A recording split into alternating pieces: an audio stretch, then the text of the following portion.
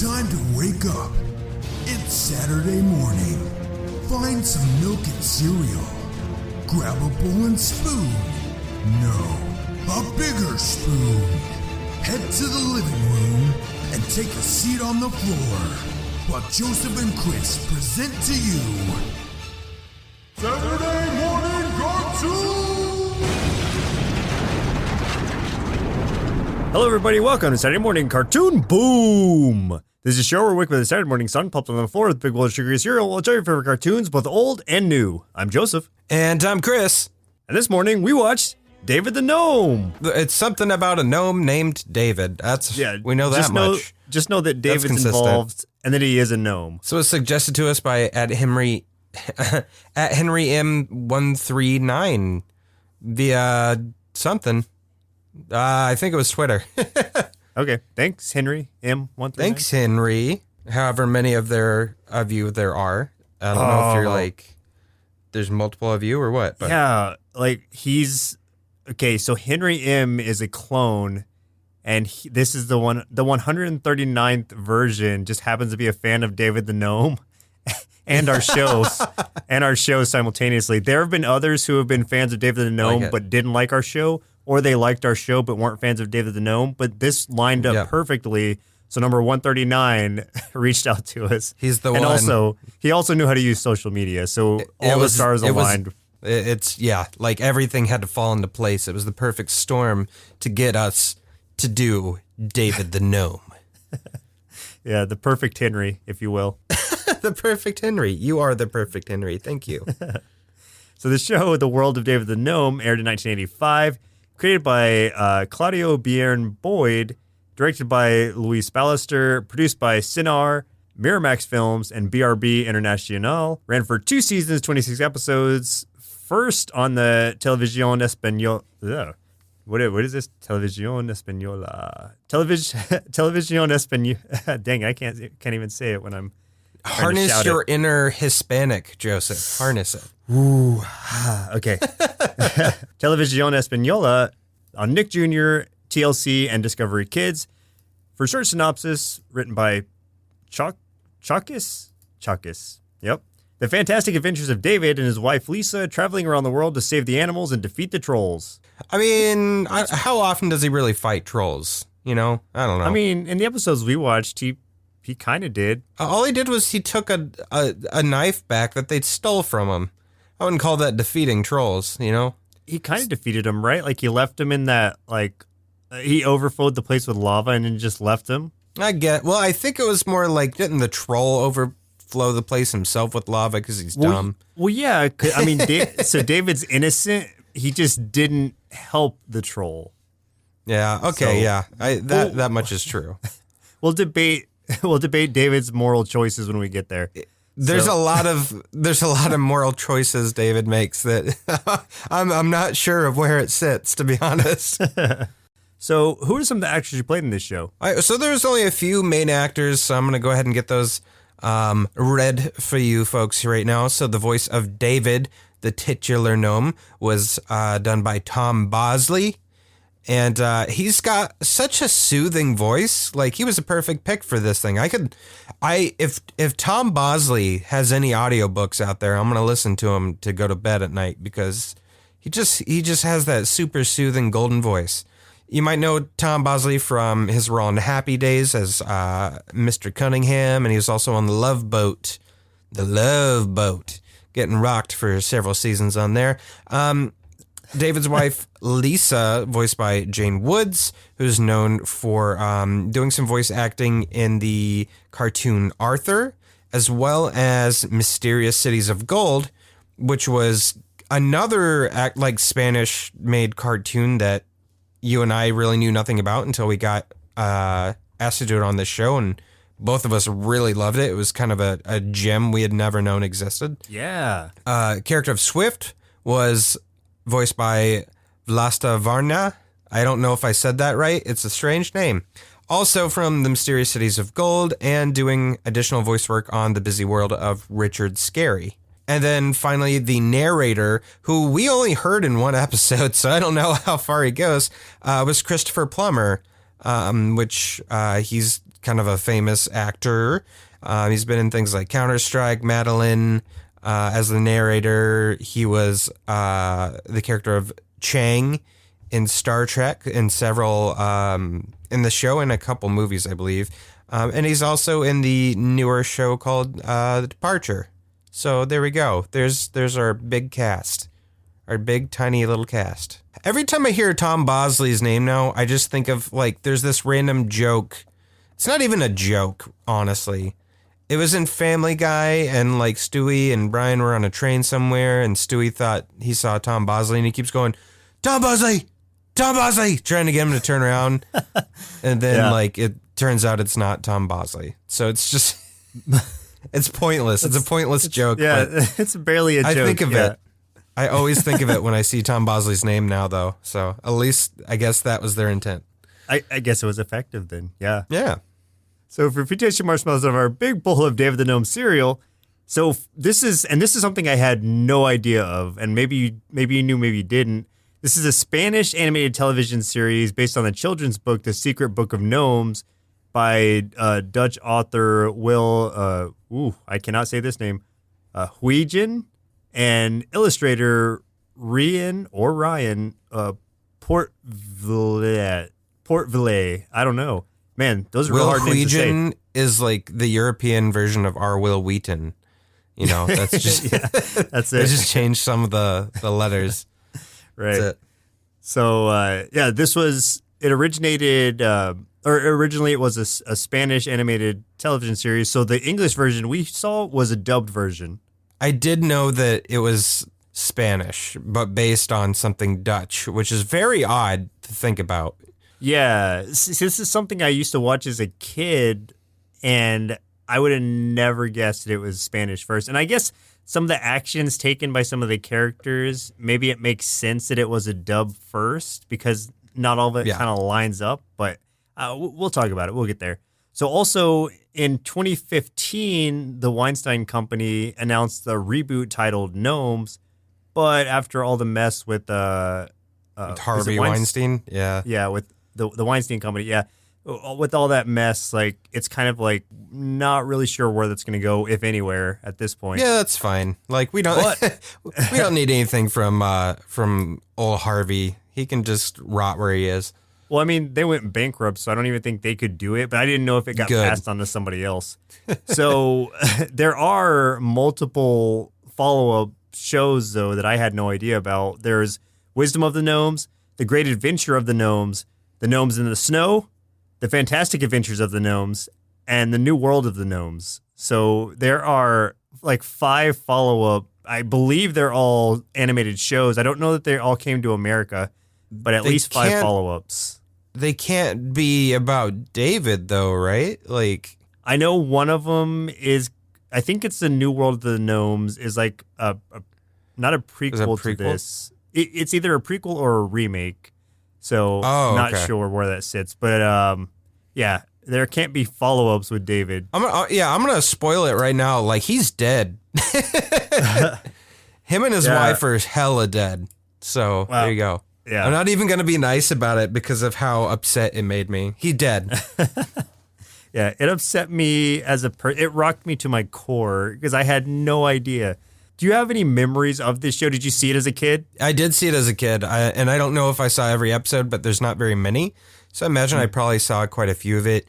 There's very specific things I did remember. I remembered David, and I remembered his wife looking like a Cabbage Patch Kid. Yeah. And like, I remember the mice and how they lived. I do remember the death. I just don't remember it hitting me that hard back when I was a kid.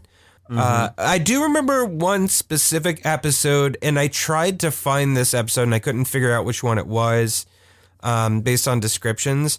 But I remember this episode where they were being like harassed by like some sort of snake that like posed a real danger to them. Because that thing, I mean, you know how big they are. They're like 6 inches tall, right? And I think that's with their hats. So like a snake could easily just eat David and his wife and still have room for seconds. So they had to set up like this trap inside their, you know, they live in that little hollow of a tree trunk. And like they set like almost like a trap door kind of thing. And when the snake went across, it like fell under that. And they just like left it there to die. And like that really weirded me out as a kid. Like the whole thing, the snake, the trap, the leaving the snake to die, all of it weirded me out. I don't remember that at all. I mean, it might be partly just me making it up, but I think it happened. I don't know. I remember seeing this show as a kid, but I don't remember the death episode, so I must not have ever caught that one. Yeah. I don't know like what age exactly it was I was watching it, because it came to America in 88. I would have only been 3, so it probably wasn't then. But it was on Nickelodeon, TLC, and I must have seen it on Nickelodeon, I would think, because TLC, I don't remember watching it as a kid at all. Yeah, I definitely caught it on the Nick Jr. blog. Yeah. Way back in the day. Anyway, I guess let's go ahead and jump into the episodes of today's show. The very first episode, highest rated episode, and finally a random listener chosen episode. Order may vary depending on how those episodes fall chronologically, but of course I have to start with the very first episode, which was Good Medicine, Season 1, Episode 1. This is like just kind of introducing us to who David is in the world. Now, knowing that this is a dub, and because of how what seemed all over the place this was, I get the feeling that this was actually a couple different episodes edited together and like giving you like a bunch of different things that just kind of showcasing what this world is. But that's the vibe I got, and because we've seen other dub shows like from Japan and stuff do that a lot. And I think that's what they did here. Yeah, maybe. I don't know. I'm not sure if it was or not. I didn't read anything about them like cutting or changing into the episodes, but like you said, like we've seen some that have done that before, especially when it comes to like animes being dubbed. So I don't know. But one of the things they said, like I guess Christopher Plummer opened up with that I wrote down because it was something that stuck with me was no one is better because he is bigger. And that's really like, that goes a long way in this whole story, because obviously these are gnomes, like you said, maybe like 6 inches tall. There's so much heart to this show, and David is a gnome who is a better human than I'll ever be. Does that make sense? Yeah. Like, I also like that quote, just because you and I are so short. So it's kind of like we're like the human version. We're the closest to gnomes as we can get within our human bodies. It would be like, hey, you think you're better than me? You ain't better than me. That's what I think of. That's the voice inside my head if I was a gnome. I don't know why I'd have like a Brooklynish kind of accent. Hey, you think you're better than me? I'm walking here. They make humans look like dicks right away, though. Humans are terrible. This is like Captain Planet. Where humans are all like the polluters or the blighters, everything like that. Right. Like we're just bad people, and they show us such peaceful greenery and forests and stuff like that, talking about the world of the gnomes and where all the animals live, and that they're like talking about the humans, and they're just showing these extreme close-ups of cities and smog and pollution, litter and traffic lights, and you're just hearing constant like taxi cab horns and stuff. Like they're making it as obnoxious as possible. It's like, I get it. You hate your own kind. Fine. I'm sorry, David. I wish I could be better. It was. Did you think it was weird how we meet David for the first time? Like it's like him kind of talking to us, the viewer, but like we're walking in on him in the bathroom when he's butt naked in the tub. Yes. That was weird. There's a couple spots where it's like got some gnome nudity, or it feels like it's inappropriate, but they're so tiny. You're like, oh, that's cute. Yeah. But also I feel weird about it. Yeah. I didn't think it was cute. I felt weird, especially like when he was bathing, like as soon as he started talking, he put that sponge in a very suspicious area. And like right off the bat, I was like, wait, what? But then it was just, he was just trying to get water in it, I guess, because he immediately started rubbing his shoulder. But it's like, man, you should have really animated that in a different spot. I think that's part of the reason why I don't think it was really cut around for the dub, because there's no way they would have included that in an English cut if they were doing any sort of editing to it. You know what I mean? Yeah, I could see that. It was very odd It's very odd. Yeah, Did you it catch was. different like advantages to being a gnome, I guess? So he says that they're 7 times stronger than humans, which I'm like, what? Well, How? They Is that just for their size, or do they mean like they are 7 times stronger than a full-grown human? It's got to be for their size, because if they were 7 times stronger than us, he could lift his tree home. Yeah, so I think it's dude. like relative to his size, like an ant, how they're like 10 times stronger relative to their size or whatever. Yeah, that's getting into the whole Ant-Man thing. Yeah. And I like the like all the different gnomes there are too, like how he lists them off. There's the forest gnomes, there's a bunch of them. dune gnomes, garden gnomes, house gnomes, and Siberian gnomes, which are obviously Siberian gnome was just like a gnome White Walker, basically. Like he even had the glowy eyes, and it was creepy. He says they're about as tall as an ice cream cone. I don't know, man. I get my ice cream cones tall as I can. So I don't know. I like waffle cones. I'm a waffle cones guy. Exactly. See, waffle cones are big, and if you're gonna get an ice cream cone, it's got to be waffle cone, or else you're doing it wrong. Yeah, because those other cones are still like tasteless. It's like you're eating it off of styrofoam. Exactly. Don't cones. give me that garbage like sugar cake cone thing. That thing's disgusting. Gross. Ugh. Anyone who likes those, get out of here. Stop listening now. Get out of here. We're done. Just kidding. We're Keep done listening. with you. Yeah. They also have telepathy, which is interesting, but only almost like you can get their attention and kind of relay a message, but it's not like you can hear each other's thoughts and stuff like that. Yeah, like I could walk by you in a hallway without saying anything, be like, "Hey, Chris, you suck," and you get it. You'd understand it, and then you just see me walking by smiling as I said it, nodding my head. Yeah. And then I'd be like, "Ah, what a jerk."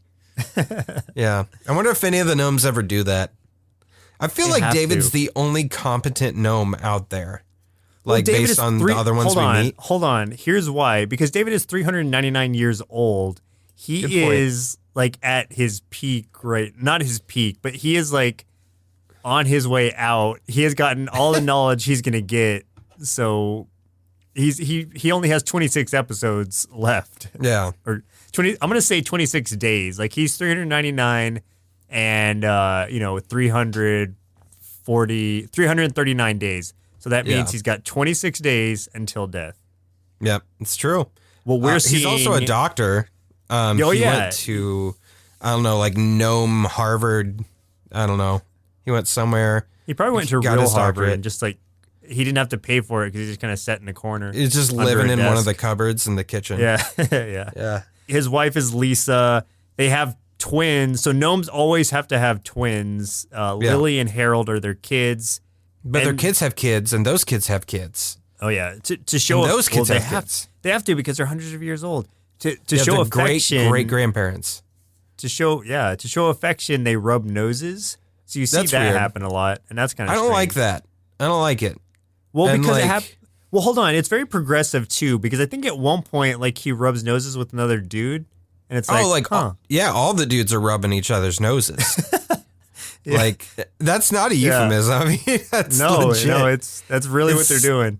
It sounds like we're trying to be like dirty about it, but no, that's like what they do. Like I thought that was interesting because again, like if it was a purely English made thing, I think they would have like cut that out, or they wouldn't have had that in there to begin with. But since it started as a Spanish thing, it wasn't like it wasn't deemed as anything like inappropriate, so they kept it in there. And I thought that was a great thing for kids to see, that it's okay to show affection to same gender, whatever, versus the what America usually passes along. That's like where everything has to be boy girl. Everything has to be boy girl, blue pink, whatever. Yeah. So I was picturing greeting some of my friends that way. Like if you came to visit, I just got up in your face and started rubbing my nose all over your nose. Like it would be really creepy. As progressive as I think it is, I don't know how comfortable I'd feel with that. Yeah, I don't think I'd be into it. But I wouldn't fight your attempt to do it. You wouldn't fight it. You just accept it. I'd accept it, but then I'd be like, Chris, that made me a little uncomfortable. I'm going to be honest with you. We get to see David use some of his skills as a doctor and surgeon as he is summoned to get a piece of chewed up wire out of a goat who ate it, and then also a badger who just kind of like ran his face into a tree branch and poked himself in the eye and got a splinter. Also, like, we get to see all these animals who act as transportation for the gnomes, which is really there's cool. a lot of them. Yeah, the main one we see is David's best friend, who is Swift the fox, and that's pretty much his ride around the land. If he doesn't have to go too far, he rides on Swift. If he needs to go further, he'll call some birds down. And Swift is the best. I love Swift. Such a good companion to have on that show. I loved him. Everything about awesome. Swift is great. When David he describes this world a lot, describes what he does. We get to see what he does a little bit. He gives a description of the trolls, which are kind of like the antagonists of this world. But his description of the trolls, like, I feel like he was describing me. It's too close to home. Yeah, it hurt me a little bit. So they're basically, in place of the humans, they're kind of the antagonist of this whole thing. But there's only like 4 of them. There's there's Pit, Pat, Pot, and the boss troll is Holler. We get to see David doing acupuncture, which is cool. And then that was kind of interesting, yeah. Operating on this badger's eye, like you said, and that was like, made me squirm a little bit, because like, you know, they don't show it in like graphic detail, but it's still just the idea of it, the implication of what he's doing, pulling that stick out of his eye is kind of like, made me squirm a little bit. And I thought that was something that was really cool about the show too, was that it doesn't really like, it doesn't talk down to kids or like. It's very just matter of fact, honestly. Yeah. It's just kind of like, this is what has to be done, and I'm a surgeon, so I do it, and like, he might lose his vision if I don't do this. And like, even when he does the goat, like, he's talking about, even like, we see him make an incision, which I thought was interesting. And I was like, well, I sure didn't expect that. It's not your usual kids show, especially for that period. Apparently, they always read a chapter from the Secret Book of Gnomes before bed. And that's something we hear about kind of throughout the show, is the Secret Book of Gnomes that they're adding to or reading from. Yeah, which is what this whole thing is based on. It's kind of like meta in that way, where it's like reading from the book that this show is actually based on, like you said. And it was kind of creepy the way that they closed the episode, because he's like, even if nobody sees us, we'll always be watching you. So that was like, giving me a weird vibe. Like, yeah. I'm like, I don't need to be more paranoid than I already am. So Santa's already got me real paranoid. Like, don't give me another thing to worry about. We did learn a new word, though, Schlitzfight, which to me sounds like some sort of German curse word. But to them, to the gnomes, it's good night, and it's the only word that humans are allowed to know of the gnome language. Anyway, the next episode we watched for today's show was The Magic Knife, season 1, episode 10, and this was a listener pick. I actually picked this one because we didn't get a pick from Henry, and like I said, I was trying to find a certain episode, reading through the descriptions, and I couldn't figure it out. So instead, I went with this one just because it sounded really interesting. Like, it sounded like kind of an adventure episode. So I was like, yeah, let's do this. It was like Indiana Jones level adventure scaled down to gnome size. For whatever reason, it opens up with like Lisa's sister Julie coming to stay for the week. That comes back in a way that I was like, but we'll get there. I did like when he accidentally lights his own mouse's tail on fire. So the mice are like almost their size. It's like them having big dogs, but they kind of treat the mice almost like children, and like the mice kind of sit at the table with them and stuff. So right, yeah, and they explain a little bit more about the Secret Book of Gnomes too, where like at the age of 75 is when boys receive the book, and it's apparently 3,000 years worth of gnome facts. So that's what they're pulling out of for the rest of the show, really. When Lisa's sister comes to visit, Julie, she brings David this replica scalpel thing, because she's like, oh, it's a replica of this like famous magical knife, blah, blah, blah. And he's just like, oh, like the actual knife had belonged to my family, and it was stolen generations ago. And Julie had gotten the replica somewhere around the Himalayas or something. So David was like, that must be where the actual knife is in the Himalayas. So I need to go get it.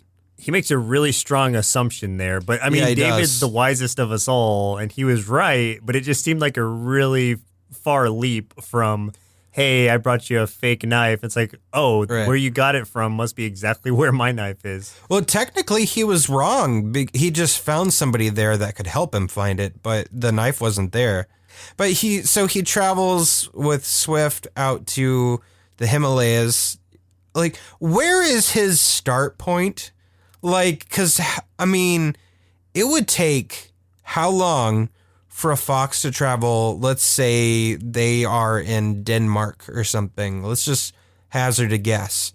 And then a fox traveling all the way to the Himalayas up Mount Everest. I feel like that would take more than a couple hours. Like, he talks to this owl also, Habib the owl. Yeah, he kind of called the owl fat in a nonchalant way. They don't call an owl fat. The owl takes him to see his monk, like his master, who's a monk, so he can seek wisdom about the scalpel. And that dude is one cigarette away from having one of those holes in his throat. Like, God, that voice, man. He's so weird. And he's like, he basically like, yeah, I'll help you. But first, let me show you all these cool mirrors. Look at all these mirrors I got.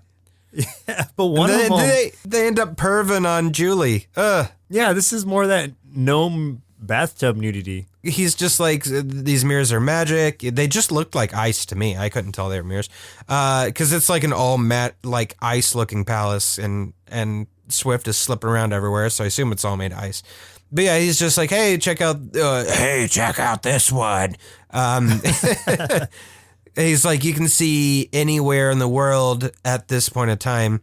So David's like, oh, let me see back home. And immediately you just see his sister-in-law butt naked in this tub washing. And then he drops like a very, like a line that would not be allowed any longer because it's very like racially insensitive.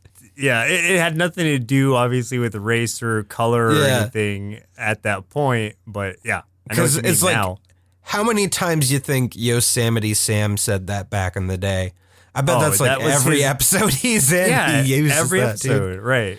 Gosh. So it's whatever. After perving on his sister-in-law, the monk then is like, all right, well, let's get serious. Let me show you where the scalpel is. Let's get out of your bathroom. Dude, he kamehamehas the crap out of that mirror. It's at the temple of Makong, I think it was. Yeah, which is in like South America. So I'm like, how did he and Swift so quickly get from the Himalayas to South America? And we know they're in South America because he runs into that hippo. Yeah. And he's like, what are you doing here? You're supposed to be in Africa. When he finally gets to the temple, though, he sees all these, like, well, first he sees the boss troll, Holler, who I guess is the smartest troll of all, in that he's really the only one who can think or, strategize anything. Holler's there. I don't know if he's trying to get the scalpel too, or if he's just after David. Holler had it and like lured David there as like a trap because he wants to kill him. This whole thing's like on top of a volcano, or it's like in a volcano or something. Yeah, it's like the temple leads into the middle of a volcano that's, I guess, semi-dormant. Like hasn't been erupting or anything, but the lava's still in there. And David, this whole time, is like fighting spiders and stuff that are all over the place. They spit venom. That was interesting. I didn't know that. They were definitely spitting everywhere. And then eventually, I mean, it just kind of goes like that for a while. David keeps getting, like, not caught in the web. He's, like, crawling around the web. Spiders are after him. Holler's after him. Holler's trying to overflow this volcano to the point where, like, some of the lava is like, splashing around and almost hitting David. Yeah. And eventually he's able to, like, escape the spiders. And I like where, as he's leaving, Holler's just like, I hate you, David. I hate you. Like, he's screaming at him as he's leaving this temple. But he gets his scalpel back that was caught in a spider web. And he shoots some kind of, like, stinky spray or sneezing powder or itching powder or something. Yeah. or an itchy powder or something. It's like both, because it was making Holler itch or scratch himself too. And the spiders were sneezing, which is weird. Yeah, yeah. He makes the volcano erupt. Or was it him who did it, or was it Holler who had made it erupt and he got It was caught in Holler. Holler Yeah. basically did it. Did you catch, and maybe you didn't, because I had to go back and rewatch it like 3 or 4 times to really catch it. There's a specific spot where it kind of sounds like David says "damn it" under his breath. Did you? No, because I it's like there's that scene where he's on that kind of pointed ledge, and like he's backing up towards the end of this ledge because there's a spider in front of him and he's got like nowhere else to go. And as he backs up, his foot hits like the point of it, which crumbles, and he like falls a little bit, and he's just like, damn it. And I was like, whoa.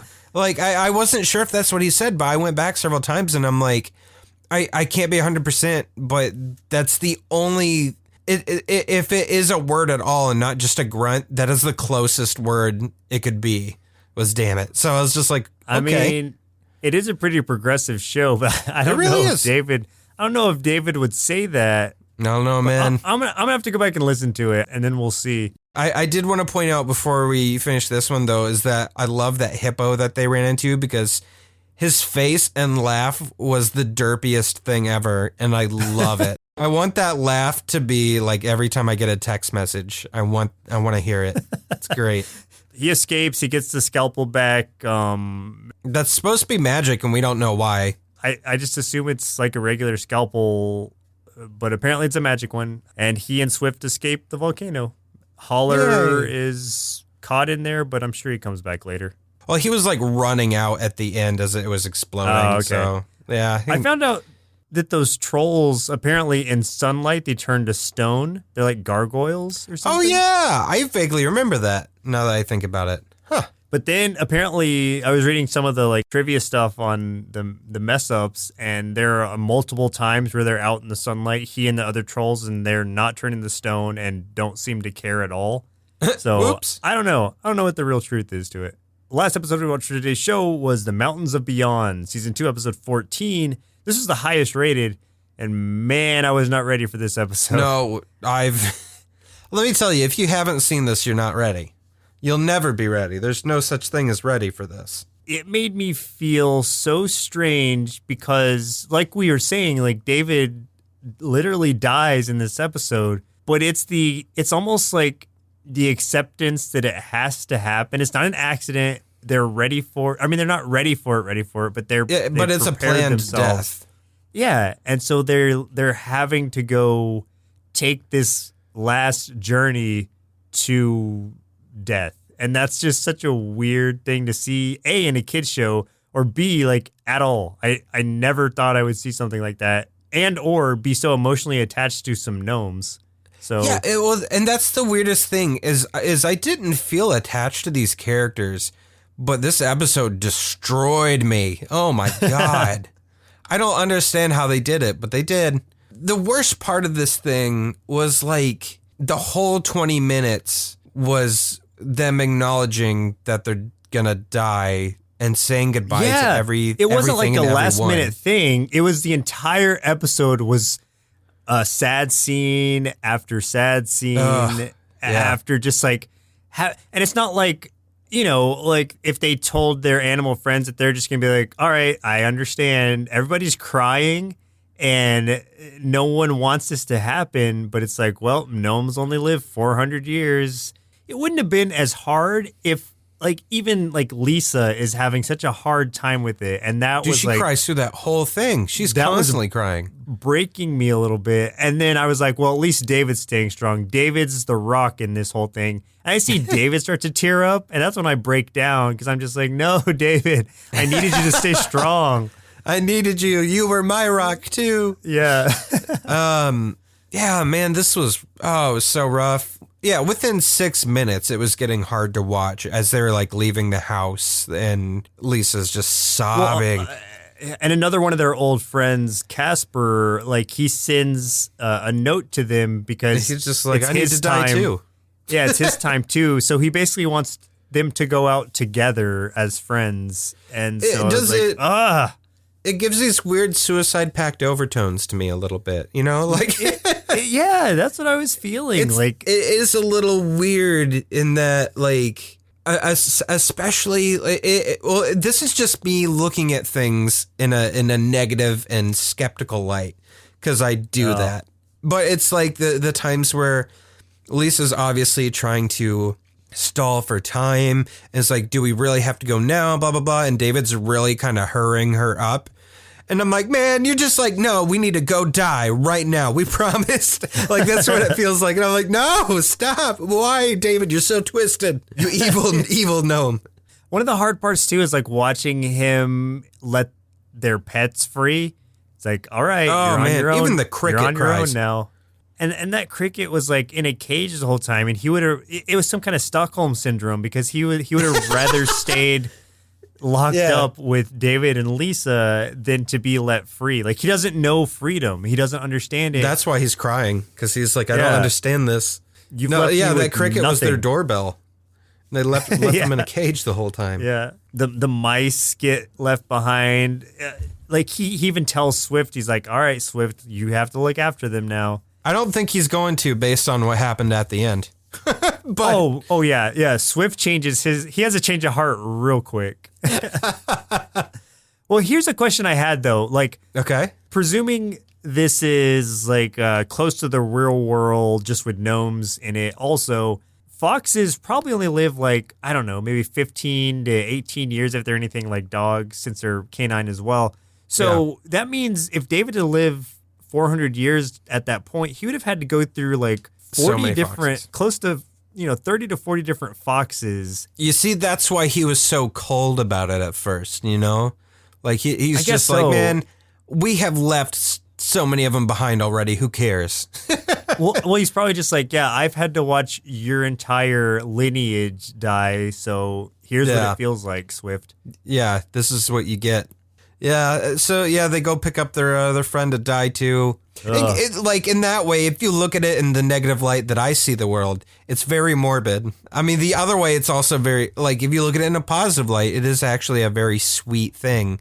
Here's what it felt like to me was like, well, show got canceled. We have to close out. So let's make this last episode the grand finale. Like, we can't even come back if you wanted us to. Or they're just like, how do we ruin the hearts of everyone that watches this show like the network ruined ours? Wow. Yeah. Yeah, because it just felt like the producers or the writers or whatever were accepting cancellation of the show, and it was paralleled with David and Lisa accepting their deaths. Even though they didn't want to go, they were accepting it was their time. When they get to their friend, he invites them in for dinner. They toast and they toast and they toast and they're like, I'm like, how many toasts are they gonna give? They even toasted the humans that were nice to them, and like they just. I feel like, I mean, it cuts away eventually and kind of does that, like, fade to the next day sort of thing. But I'm like, if it hadn't faded to the next day, it's like hours later they're sitting around like, you remember? Okay, let's toast to. I remember this one time I found like a little patch of blueberries, down past that park that we used to go to. Let's toast those blueberries. They're just like running out of stuff. They're all drunk off their mead. Like, hey, you guys remember that cricket who was at a doorbell? Let's toast that guy. What was his name? Oh God, I love that. He's a great. I love the idea that they just held him captive this whole time. But even once he found that sweet freedom, he just didn't know what to do with himself. He just stayed there and died. Man, when they're saying goodbye to Swift, that was hard on me because he was like, "I love you very much, Swift," and I was already crying, but that made me cry even more. Well, that was when it got me. Like I stayed strong up until they say bye to Swift. And that wasn't even the worst part of it for me. The worst part was like, so Swift does not want to leave them. And you can kind of tell, and kudos to the animators for this. You can tell based on the animation that Swift doesn't quite understand what's happening. Like he feels like he's being sort of abandoned, like they just don't want him or something. Or that Swift maybe thinks that where they're going is just a place he can't go. but he kind of just wants to go anyway. So like they climb up this pathway up to this mountain, and Swift is like, you can tell, wrestling with what to do, and he's walking away a little bit, but then he just kind of is like, no, and he's all determined and climbs up this really hard to get up ledge, and he watches them as they kind of, the three of them say their goodbyes to each other, and they turn into trees, like big trees, not gnome-sized trees. Yeah. But, oh, God, dude. So the part that got me was, oh, God, I'm going to choke up just saying this. When, God dang it. It's when Swift sees them become the trees, and he goes just frantically upset, like trying to climb up the ledge, like he's pawing at the ground and whining and crying. And he finally gets up there, and he's just like heartbroken, like visibly heartbroken. And he's crying and howling and pawing at the ground. That killed me, dude. That is the hardest anything has ever gotten me since we've done this show.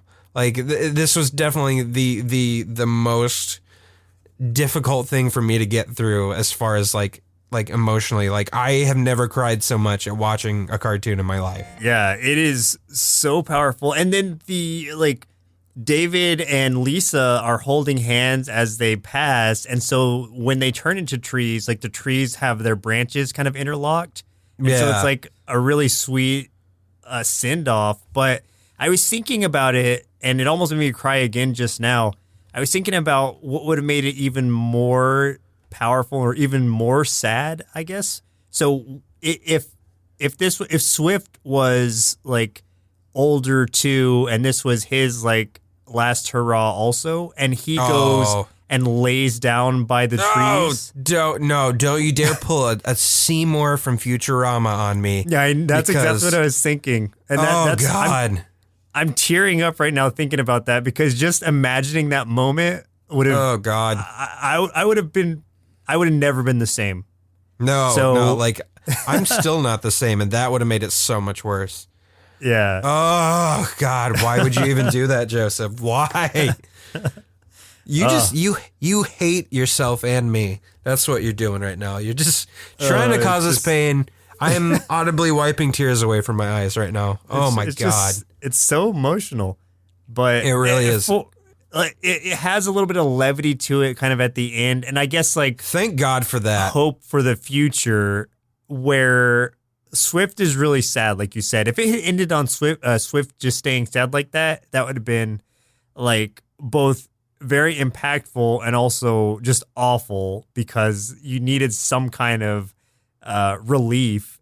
But what that comes in the form of is this like female fox who's got her gnome on her back. Agnes, I think is her name. And so she's walking her gnome around, and Swift spots her, and he's pretty much like, huh? David who? And he runs right over to her.